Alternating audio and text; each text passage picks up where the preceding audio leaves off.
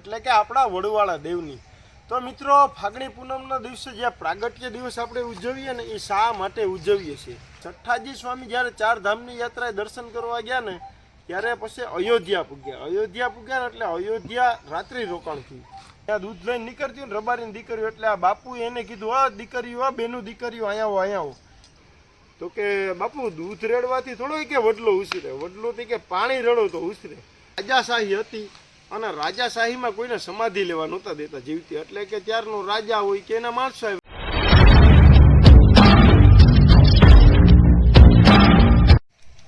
હાલો મિત્રો, બધા મિત્રો જય માતાજી, હર હર મહાદેવ. તો મિત્રો, આજે આપણે વાત કરવી છે આપણા દૂધરેજના ઠાકરની, એટલે કે આપણા વડવાળા દેવની. તો મિત્રો, ફાગણી પૂનમના દિવસે જે પ્રાગટ્ય દિવસ આપણે ઉજવીએ ને, એ શા માટે ઉજવીએ છીએ? તો મિત્રો હાલો આપણે આજે જોઈએ કે આપણે ફાગણીય પૂનમના દિવસે પ્રાગટ્ય દિવસ ઉજવીએ એ વિશે. તો મિત્રો, આજથી 500 કે 550 વર્ષ પહેલે ત્યાં એક સષ્ટમ સ્વામી મહારાજ હતા. સષ્ટમ સ્વામી એટલે કે આપણી દેહી ભાષામાં વાત કરું ને તો જે આપણે કહીએ ને કે સઠ્ઠાજી બાપુ, એટલે કે સઠ્ઠાજી બાપુ. તો મિત્રો, સઠ્ઠાજી બાપુ જ્યારે ચાર ધામની યાત્રાએ ગયા હતા ને, ચાર ધામની યાત્રા પહેલાં કંઈ વાહન વ્યવહાર હતા નહીં, એટલે હાલીને બધા આપણા સાધુ સંતો ચાર ધામની યાત્રાએ જતા હતા. એટલે આ સઠ્ઠાજી સ્વામી જ્યારે ચાર ધામની યાત્રાએ દર્શન કરવા ગયા ને, ત્યારે પછી અયોધ્યા પૂગ્યા ને એટલે અયોધ્યા રાત્રિ રોકાણ થયું. એટલે કે અયોધ્યા રોકાણ હતા ને, એટલે સપનામાં એને વહેલી સવારે એક સપનું આવ્યું, અને સપનામાં એને રામ ભગવાન આવ્યા અને શ્રી રામનું તિલક કર્યું, એક જનોય આપી અને એક દાંતણ આપ્યું. અને પછી સવારે નીંદર ખુલીને ઉઠીને જોયું ને તો એ તિલક હતું અને જનોય હતી, એક બાજુમાં દાંતણ પડે હતું. તો એ સઠ્ઠાજી સ્વામી એ દાંતણ હે ને એના જે ઓલો ઠેલો હોય ને એમાં મૂકી દીધું, અને ત્યાંથી પછી પાછા આવે. એટલે કે વાહન વ્યવહાર નહોતા, એટલે ત્યાંથી આવતા હે ને 6 મહિના જેવું થયું. 6 મહિના જેવું થયું એટલે પછી ત્યાં અત્યારે જે દૂધરેજની જગ્યા છે ને ત્યાં પહેલે એ બાપુ પૂગ્યા. ત્યાં પૂગ્યા પછી એ ત્યાં ટૂંકમાં એની આશ્રમને બનાવ્યું હતું. અને ત્યાંથી પછી આપણે આ રબારીની દીકરીઓ દૂધ લઈને ત્યાંથી નીકળતી, એટલે ત્યાં દૂધ લઈને નીકળતી ને રબારીની દીકરીઓ, એટલે આ બાપુએ એને કીધું, હા દીકરીઓ, હા બેનું દીકરીઓ, અહીંયા આવો. એ કે જો આ કે દાંતણની ચીર હે ને, પછી બાપુએ વાવી, એટલે કે ત્યાં હાલીને પૂગ્યા ને એમાં 6 મહિના થઈ ગયા, એટલે એને હુક્કી દાંતણની ચીર કહેવાય. એટલે હુક્કી દાંતણની ચીર કાઢીને વાવીને રબારીની દીકરીઓને કીધું કે દૂધ રેડો. તો કે બાપુ, દૂધ રેડવાથી થોડો કે વડલો ઉછરે, વડલોથી કે પાણી રેડો તો ઉછરે. તો કે દીકરીઓ, તમે મારા ઉપર ભરોસો રાખો અને આના ઉપર સાચી શ્રદ્ધાન ભાવ રાખો અને આમાં દૂધ રેડો, અને આમાં હવાહેર દૂધ રેડો ને તમે તમારા મનમાં હોય ને એ માગી લ્યો. પછી એમણે એમ તો આપણી રબારીઓ કંઈ માન્ય નહીં, પણ એ દીકરીઓ એમ કહેવાય કે હવાહેર દૂધ રેડ્યું ને એમ માગણી કરી તે કે મારું દૂજાણું ડબલ થઈ જવું જોઈએ. એમ કહેવાય કે આ છઠ્ઠાજી બાપુનો આશ્રમ હતો ને એની આજુબાજુમાં આપણા રબારીના નેહડા હતા, અને બેનો દીકરીઓ કાયમ ત્યાંથી દૂધ લઈને નીકળે અને દૂધ રેડે. એમાંથી આ હિરલબેન ને યશોદાબેન કાયમ ત્યાં દૂધ રેડતી હતી. પછી એમાં એવું થયું કે એમાંથી અમુક હોય ને ખોદણી કરવાવાળા, એ કોઈક જોઈ ગયા હિરલબેન ને યશોદાબેન ને કાયમ બાપુ આગળ ત્યાં વડલા આગળ દૂધ રેડા. દાંતણની ચીર હતી ને ત્યાં જીને વડલો રૂપ પછી આવે, પેલા દાંતણની ચીર હતી, એમાં કાયમ આ હિરલબેન ને યશોદાબેન દૂધ રેડતી હોય. એમાંથી કોકે વાં કહી દીધું નેહડામાં, એ કે આ બેનું એ કે કાયમ હે ને તમારે કે ઓલા બાપુ એ કે કંઈક ચીર રોપીને એમાં કે કાયમ દૂધ રેડી ગઈ. એ કે આના બેનું આગળ એ કે હિસાબ માગો. પછી એમાં એક દી થયું એવું કે આ હિરલબેનના નીના બધા ઘરના એને પૂછ્યું, એ કે આજે વખતે કે આ કાલ આવો ને એટલે આ બધો હિસાબ લઈને આવજો. એટલે પછી હિરલબેન ને યશોદાબેન તો જેમ કાયમ જાય ને એવી જ રીતે નીકળી ગયા, અને ત્યાં દાંતણની ચીર આગળ જઈને આમ દૂધ રેડતા હતા. તો બાપુ જોતા હતા, દૂધ રેડતા હતા ને હિરલબેન ને યશોદાબેન. એટલે બાપુએ કીધું, કાં દીકરીયું હું મૂંઝાણ્યું? એ કે કાયમ તમે જે ભાવથી દૂધ રેડે ને આજે કે એ ભાવથી તમે દૂધ નથી રેડતી. કે કઈ કે હું મૂંઝવણમાં હોય, કે હું મૂંઝાણ્યું. એ કે તમારા બાપુ નતા કયો તમને શું તકલીફ છે? પછી હિરલબેન ને યશોદાબેનને આ છઠ્ઠાજી સ્વામીને કીધું બાપુને કે બાપુ, અમારા કે ઘરના કે હિસાબ માગ્યો દૂધનો. એ કે કીવાનો? બાપુએ પૂછ્યું કીવાનો? તો કે આ દૂધનો હિસાબ માગ્યો. તો એ કે કંઈ વાંધો નહીં દીકરીઓ, કે એમાં જે આ દૂધ રેડતા ને એ ત્યાં શીરમાંથી ને બાજુમાં એક તરાવ છે, ત્યાં હજી હાલમાં એ તરાવ ત્યાં હે જ. એટલે બાપુએ કીધું કે એમાં મૂંઝાવવાનું શું હોય?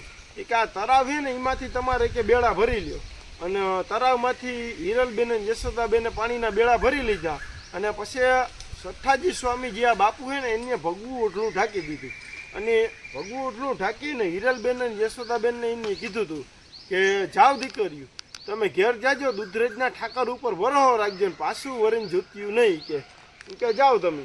અને પછી હે ને એ જાય નથી એના ઘેર જાય ને તો એ આમ દૂધના બેડા એના ઘરના આમ ઉતારવા જાય ને તો બેડું હાથમાંથી છટકીને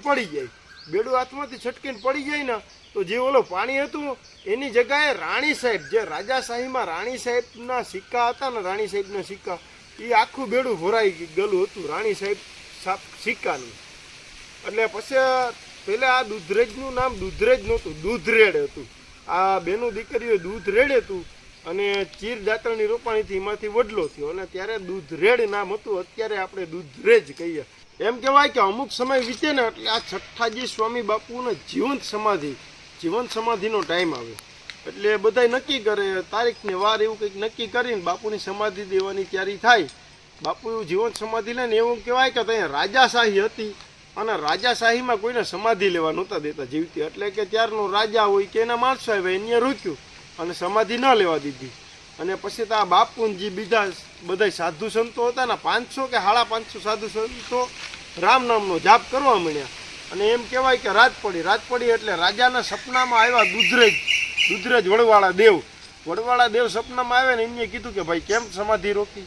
અને પછી તો હવાર પડી એટલે રાજાએ ગળગળતી દોટ મૂકીને આવી ગયો છઠ્ઠાજી સ્વામી બાપુ આગળ અને બાપુને પૂછ્યું કે બાપુ મારી ભૂલ થઈ ગઈ મને માફ કરજો. અને પછી રાજાએ બાપુને પૂછ્યું બાપુ તમે આ સમાધિ તો લ્યો પણ એનું શું કારણ?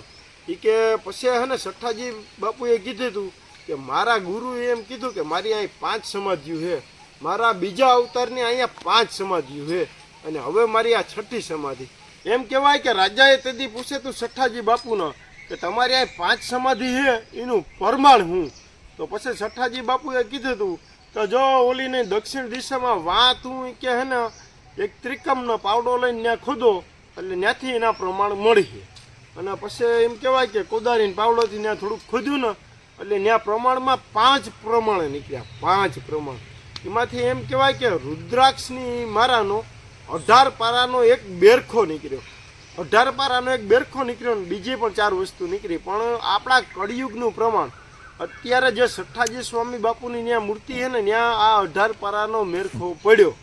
અને એનું કળિયુગનું પ્રમાણ એવું હોય કે કોઈ પણ એને હડકાઈ ગયેલું કૂતરું કરડ્યું હોય ને સાદું નહીં પણ જો હડકાઈ ગયેલું કૂતરું કોઈને કરડ્યું હોય રવિવાર કે મંગળવારના દિવસે તો ત્યાં લઈ જાય એને. અને એમ નહીં રવિવાર ને મંગળવારના દિવસે નહીં પણ કદાચ જો આડદી કરડ્યું હોય ને તો એવી માનતા રાખી દે ને કે એક રડતું શ્રીફળ ને ચડાવ્યું અમે ત્યાં પૂગ્યા. એટલે એનો પાછો કેવા નિયમ છે? એના નિયમ એવા છે કે જેને હડકાઈ ગયેલું કૂતરું કરડ્યું હોય ને એને ત્યાં લઈ જવાનો એટલે કે ત્યાં દૂધરેજનું પાણી નહીં પીવાનું, આખા ગામનું પાણી નહીં પીવાનું અને ત્યાં મંદિરનું પાણી નહીં પીવાનું અને સીધા બાપુની હારે વાત કરવાની કે બાપુ આમને નામ હે ને આ કૂતરું કરડ્યું. એટલે પછી બાપુ તમને પૂછે આ કૂતરું કરડ્યું હું તમે ઇન્જેક્શન કે લીધા કંઈ? જો તમે ના પાડો ને તો બાપુ ત્યાં સાય પાય. એ જે સાય પાય ને એક જ ઘૂંટડે પી જવાની હોય, એક જ ઘૂંટડે સાય પી જવાની હોય. જો તમે એમ કહો ને કે ઇન્જેક્શન લીધા તો તમને સાય ન પાય. એમ કહેવાય કે ત્યાં પછી તમે ત્યાં હે ને બાપુની હે ને ચપ્પલ ઉતારીને દર્શન કરો અને એની પ્રદક્ષિણા કરી લ્યો ને એટલે તમને કોઈ દી હડકવા ન ઉપડે. એવું કંઈ નથી કે આ માણસને જ પણ ગાયું ને ભીહું ને ત્યાં આવી જ રીતે સાય પાય. અને એવું કંઈ નથી કે આ રબારી સમાજ એક જ માટે આ 18 વર્ણને આ વાત લાગુ પડે ને 18 વર્ણને હાલમાં. અને બીજું પ્રમાણ નીકળે તું ધ્યાન પાવડી અને ત્રીજું પ્રમાણ નીકળે તું ચીપિયો અને ચોથું પ્રમાણ નીકળે તું ભગવું ઓઢણું. અને એમ કહેવાય કે આ બધા ત્યાં પ્રમાણે નીકળેતા. અને મિત્રો એમ કહેવાય કે જ્યારે બેનું દીકરીઓ ત્યાં દૂધ રડતી હતી ને એટલે ત્યારે પછી ફાગડી પૂનમના દિવસે એ ચીરમાં દાંતણની ચીરમાં 3 પાન આવ્યા હતા વડલાના. એ 3 પાનને એમ કહેવાય કે રામ લક્ષ્મણ ને સીતા. અને ફાગણી પૂનમના દિવસથી આજે પણ આપણે જે આ ફાગણી પૂનમ આવે ને ત્યારે આપણે વડવાળા દેવનો પ્રાગટ્ય દિવસ ઉજવીએ છીએ. આજે પણ આપણે વડવાળા દેવનો પ્રાગટ્ય દિવસ ફાગણી પૂનમના દિવસે ઉજવીએ છીએ. તો બધાય મિત્રો જય માતાજી, હર હર મહાદેવ. વિડીયોને શેર કરી દેજો.